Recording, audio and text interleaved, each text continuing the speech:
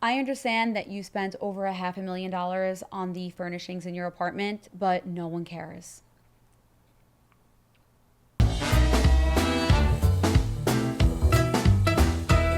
This is Real Estate Investing in New York with Christina Kremidas, helping you achieve a future of financial success by making intelligent real estate investment decisions today. Welcome back, guys, to another episode of Real Estate Investing in New York with me, Christina Kremidas. And we're talking about apartment renovations that you'll actually make your money back on. The intro was a little bit sassy, but it's really the truth a lot of times. There are certain renovations that you can do when you are prepping your apartment to sell it that will make you your money back 2 or 3 times. And there are certain things that you can also do to your apartment that you'll just simply lose money on, and we are covering everything here. My best tips for renovating when you are prepping your apartment for sale. Keep in mind that if you are renovating your apartment to live in and that you're going to spend many years in the unit and you want it to be your style and you're going to enjoy it, then do anything you want, please. You should make it unique to you and give it the character that you love that's going to make you happy. But this episode is targeted to someone who wants to understand what they should be doing when they renovate their apartment to sell it for the highest dollar amount. We're looking for the highest return on investment or the highest return on the cost that you're spending on your renovation. That is what we are talking about in this episode. This episode is also tailored for a New York City apartment. There are other things that you can or shouldn't do to a private house that we are not going to cover here just because the episode will be way too long. We can cover it in another episode if it's something that you're interested in. Just leave a comment and let me know that you'd like to hear about private houses. And we have plenty of info about that. But for now, we're talking about New York City apartments. The key to renovating a New York City apartment is to focus on specific areas that make or break your sale. There are certain things that you absolutely must have done, and there are certain things that people are not going to want to pay extra for. So when you're doing your renovation, you need to just do it enough and not go overboard. It's very easy to go overboard and get upsold by even a well-meaning contractor who's like, well, if you're gonna do this, then might as well do that. It's so easy to spend more and have a project snowball. Then what you really need to do in order to successfully sell your apartment for the highest possible price and to make your money back on the renovations that you're doing to prepare the apartment for sale. The main areas that are critical to your sale are the kitchen and the bathroom. If your kitchen and bathroom are old, you are going to lose a ton of money when selling your home. There are a couple of other overall things that are very important that I'll mention first, and then we're going to dive pretty much straight into kitchen and bathroom details. First, you definitely need to be using overall neutral colors. It doesn't matter what's trendy. It doesn't matter what you personally like. Walls and finishes should all be shades of gray, white, or tan beige. There should be no colors. Truly, it sounds so restrictive, but when you're selling an apartment, you need to appeal to the mainstream crowd. You need to appeal to anyone. You need to be a fresh, clean slate that someone who maybe does have a more bold or creative color palette or idea in mind can picture what they want to do to the apartment. But if you have the apartment painted with pink in one of the bedrooms, for example, which is actually very common, you'll distract people. This is all about not distracting people. You don't want to distract someone and have them think about how they wouldn't have done that if it was them, but you really want to just have a clean slate so that anyone can imagine their own dream home. So neutrals. You want to stick with neutrals. When it comes to fixtures or hardware, do shades of, steel. You could do brass, but you don't want to do anything extreme. And when it comes to wall colors, you're sticking to neutrals everywhere. Flooring, always do a wood floor. There are so many laminate products available, but a laminate product is always going to come across as cheap. It's just the way it is. It's going to be very clear that this was a budget renovation. Even if you're going to budget on everything else, do the floors, because a laminate floor is going to make the buyer feel like everything else was skimped on too. Truly, you gotta have wood under people's feet in the main areas of your apartment. When it comes to wood, there are affordable ways to do wood. You can go hardwood and you will make your money back on that. This is an option that is solid wood. Usually they're a material like maple or oak, a very durable type of wood. And hardwood can be refinished multiple times. When it comes to how you should finish your wood floors, you should always finish it neutral. Right now, it's very light. You want to keep it light. You want to keep it not like a brown or orangey wood finish. You really want to go for like a grayer scale if you can control it, and finish it matte. No one wants a shiny floor these days. So think matte, think like a raw type of style finish. Someone can always put their own stain down if they want to, or their own finish if they want to. Again, we're going clean slate. So keep it simple.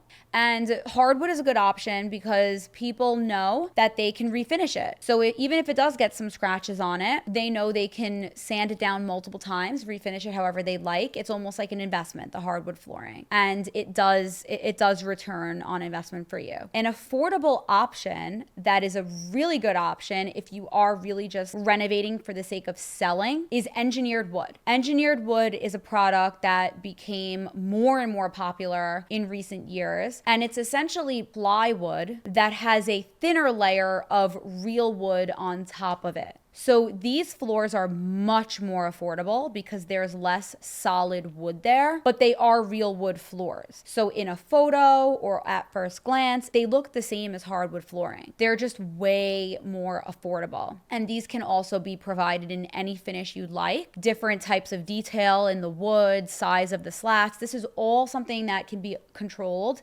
with the engineered flooring. It's a very excellent, honestly, affordable option for selling, for renovating just for the sake of selling in mind. Keep in mind too, the examples that I'm giving, we're talking about a average, normal New York City apartment. This is not for your ultra luxury. The ultra luxury has a whole different category of expected mandatory basics that are quite luxurious that we're not talking about here. This is for a normal mainstream apartment that maybe a first-time home buyer would purchase, something that, just consider it like a normal average place, nothing dramatically luxury, because of course, if you're selling a $7 million unit, it has to be solid hardwood floors. So this advice is not really going to apply there. Okay, so when it comes to the engineered flooring, people are fine with it. Usually people don't push back on it all that much. Even as you get into the couple of $1 million range, you're still seeing engineered flooring quite often, and it's accepted. It looks good enough to pass by, and at least it's a wood floor of some kind. So it's truly not a bad option to consider.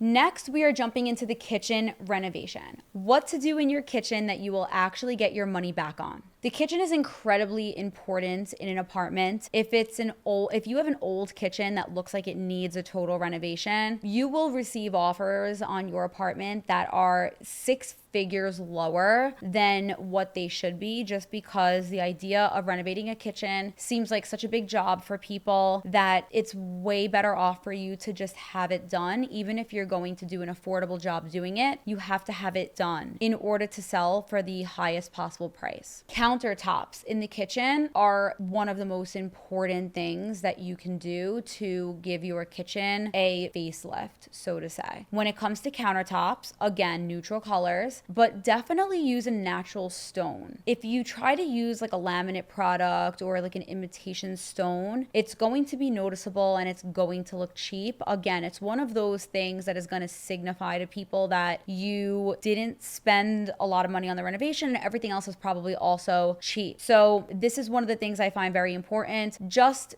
do the natural stone countertop. It doesn't have to be the most expensive natural stone. There are options when it comes to stone, and I will give those to you. Another common option that people try to do is use a tile for their backsplash and for their countertops. And I hear a lot of negative feedback about this because anything that has grout is going to collect germs, and really people don't want it in their kitchen. As a backsplash, it's fine, but definitely not for the counter. If you are going to do your natural stone countertops and you're looking for options that are not too crazy expensive, there are several. One of the most common is marble. This one, everyone assumes marble is really expensive. There are plenty of affordable marbles out there that are not going to necessarily break the bank. It is one of the more expensive options, respectively, but it's something that you'll get your money back on at the very least. Marble does, however, have a tendency to stain. So people, as much as marble is so popular, people are not really that obsessed with it. Everyone knows that marble is going to stain. They know it's going to look beautiful for like the first year, and then it's going to start to show a lot of signs of age. So you really don't have to pressure yourself to go for the marble. There are several other options that I like just as much. Slate is a popular option now. It's becoming more popular, and I personally really love it. It's a cool look. It's a darker color, so you have to be okay with that. But it is a nice, durable stone that has a very modern look to it, and it looks especially nice when it's paired with a brushed nickel or a copper or a gold hardware. It's really, really beautiful, and it's a very good alternative to marble. It's one of the most affordable stones that you can use. Another option that's very common now is quartzite. Quartzite is more affordable. Something that is interesting about quartzite is that it is UV resistant. So if you have a kitchen that gets a lot of direct sunlight, your stone won't show the aging effects of direct sunlight like other stones will if you go with quartzite.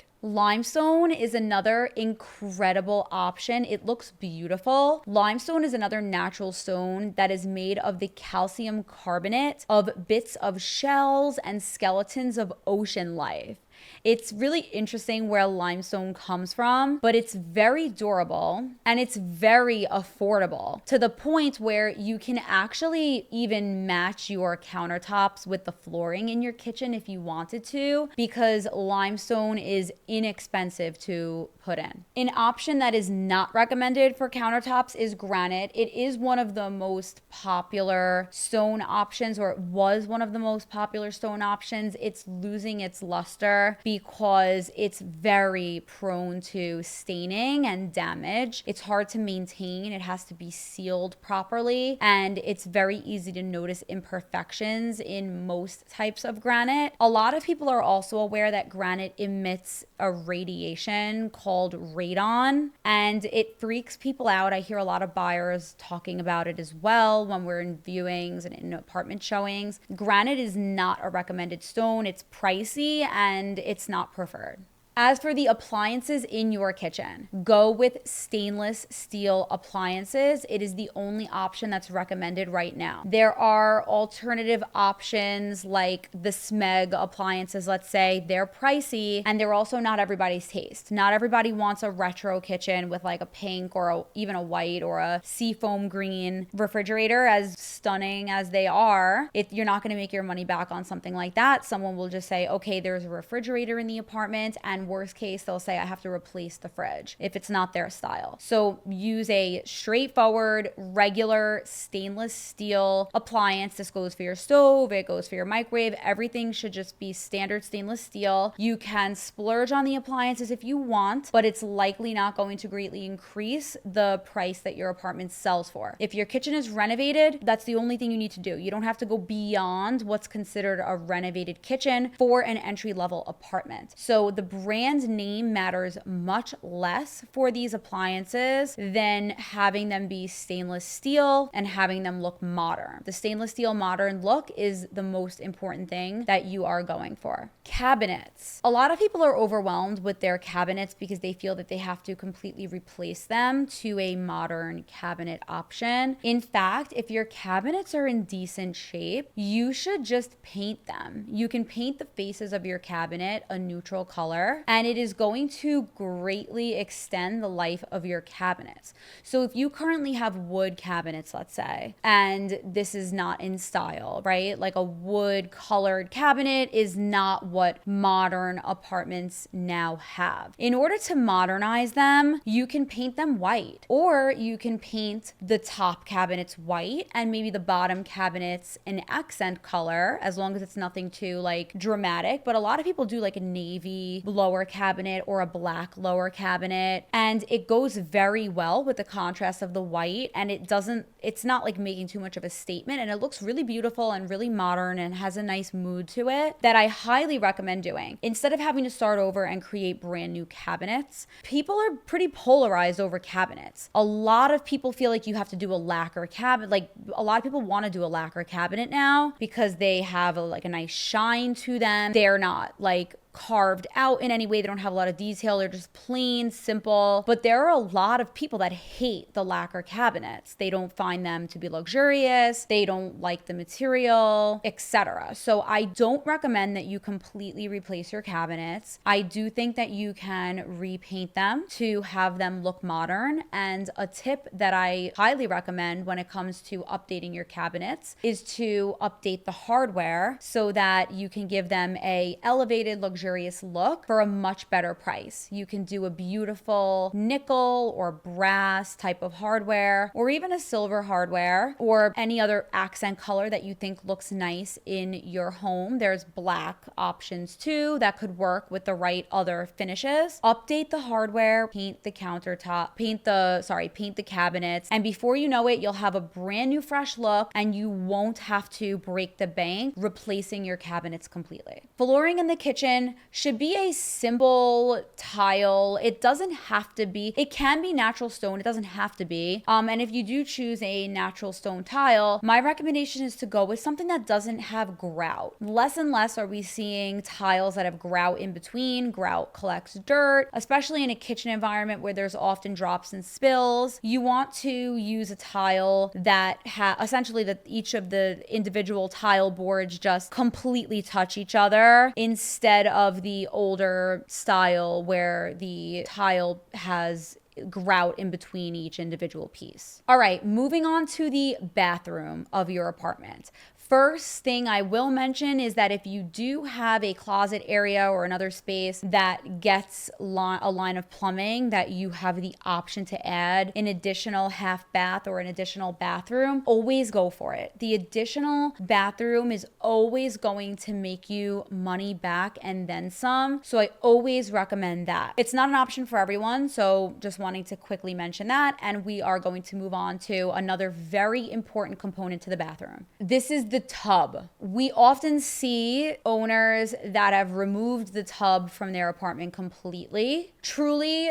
you need one tub at least in your residence. So if you have multiple bathrooms and there's only one tub, maybe in the primary, fine. But you must maintain at least one tub in the unit. There are a lot of people that have a tub as a mandatory on their search criteria. This could include anyone really, but families with small children, for example, you have to bathe the child, and this requires a tub. So omitting a tub or taking it out to save space or taking it out for a more convenient type of walk-in shower solution will hurt you. I see a lot of people completely overlook buying certain apartments because there's no tub. It's a crazy reason to lose out on a sale, but do not remove it, please. Again, for other bathrooms in your unit, fine. A step-in shower is more than enough, but you need one tub. For showers or tubs that obviously have a shower, install a glass sliding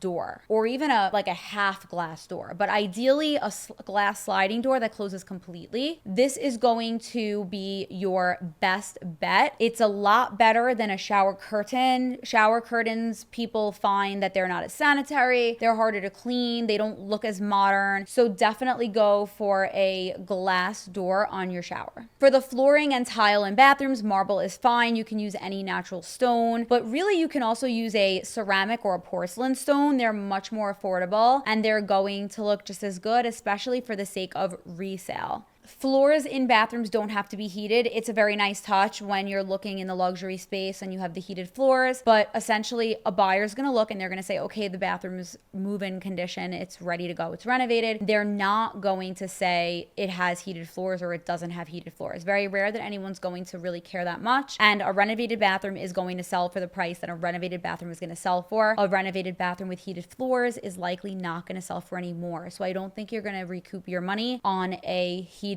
floor. I'd recommend, if you're just doing this for the sake of resale, omit that. For your vanity, there are very expensive vanities out there. They're really not required. The one mandatory for a vanity in terms of the countertop and under the countertop space in your bathroom is that it needs to have storage. If it has one cabinet, you're fine. A little bit of countertop space and a single cabinet is more than enough. A note about stone tile or stone slabs in general to know is that the larger the tile is or the larger the stone slab is, the more expensive that product is going to be. So when you see mosaic tiling or small tiling, even if it's a very expensive material, it's a lot more affordable to go with a product like that than it is to go with a product that has, let's say, 2 foot by 2 foot tile in a natural stone. The larger the piece, the more expensive it is. So you don't have to feel pressure if you're doing this for the sake of resale. There's no pressure to use massive size stones. In ultra luxury apartments, you will see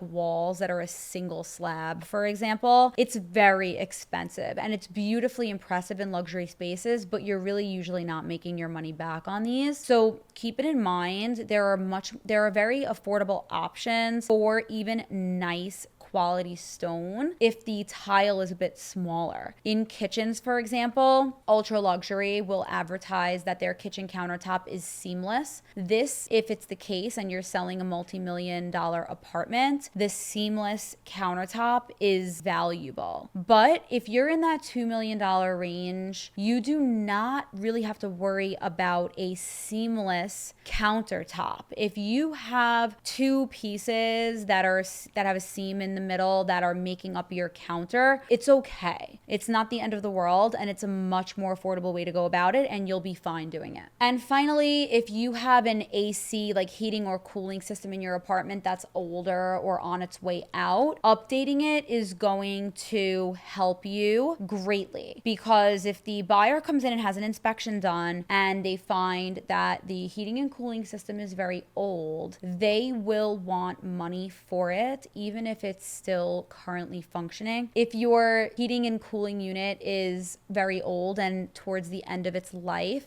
you're better off just replacing it and being able to advertise that you have a brand new heating and cooling system in place, and you will make your money back on that. Some things that you will not make your money back on are designer furnishing. So you may have spent $1 million on beautiful high-end furnishings for your apartment. This might include designer chandeliers. It might include beautiful furniture. But the odds are that whatever you chose is not going to appeal to the masses. Usually these pieces are beautiful, but very unique. And people typically come in and they want to buy and they want to bring their existing stuff, right? Most people are not starting from scratch. So if you've spent a good amount of money, an expensive amount of money on your furniture, and you want to try to sell your apartment furnished for a higher price point, if you want to try to make up the value of your expensive furniture by selling your apartment furnished, I rarely see this work. It's usually a recipe for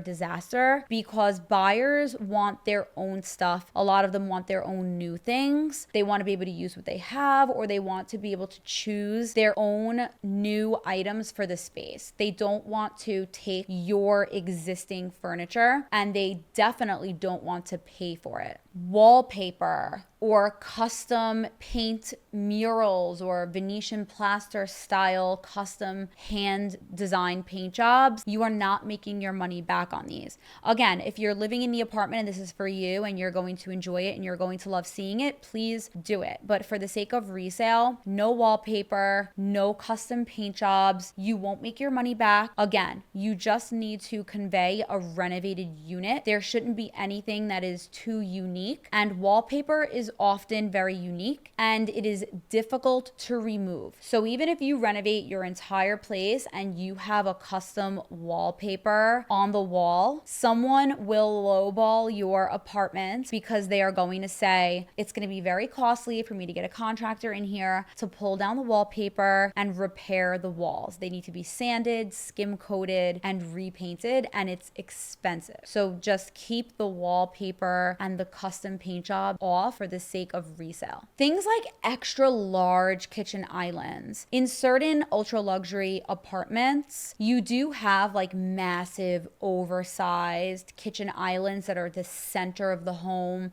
or extra deep kitchen islands, for example. It's usually overkill for a normal entry level apartment that you are simply looking to resell. If you spend extra money on more stone just for the sake of having a larger island, you won't make your money back. As long as you have the island or the countertops in place, you don't need to worry about making them oversized. Premium details or specialty details like crown molding, or sometimes the edge of countertops, if you're using a natural stone, can have like a sculptural carved component to the edge. These are beautiful features, but you don't make your money back on them. So if you are simply doing this for the sake of resale, I don't recommend incorporating these elements, these design elements, into your apartment. And finally, expensive or ultra high tech appliances or technology in the apartment. So expensive media systems that you're going to keep in the apartment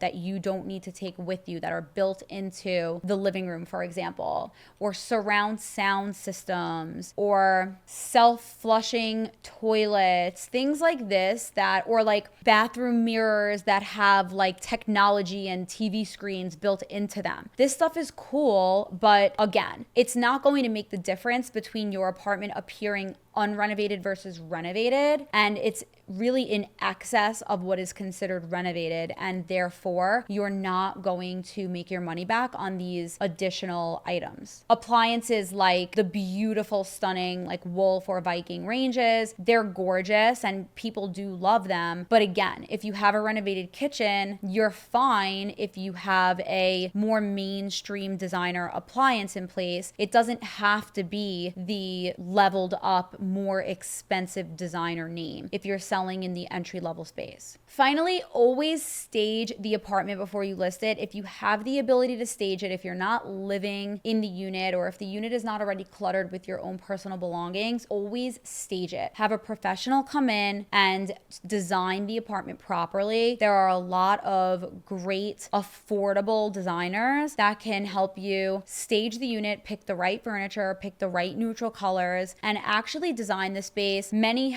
I work with someone very often who has feng shui principles that she keeps in mind to make the energy flow properly in the apartment. You put plants in the right places. You want to consult the professionals and stage the apartment properly to make sure that you are maximizing the square footage in the apartment, and that when people walk in, they feel a sense of relaxation, a sense of they feel at home, and it feels welcoming to them. And the last thing I'll mention is that if you're wondering how are you going to get this all done, how are you going to work with someone that you trust, that's not going to overcharge you, that is going to not upsell you on things you don't need, and get the job done for you efficiently, I have wonderful resources. You can reach out to me anytime to request these resources, and I'll also put them in the description of this episode. I have great resources who can renovate your apartment and do all of the work needed for a successful sale for as low as as $9 per square foot. Yes, you heard that correctly. I have great resources that can hook you up and get this job done properly for you and quickly for you with the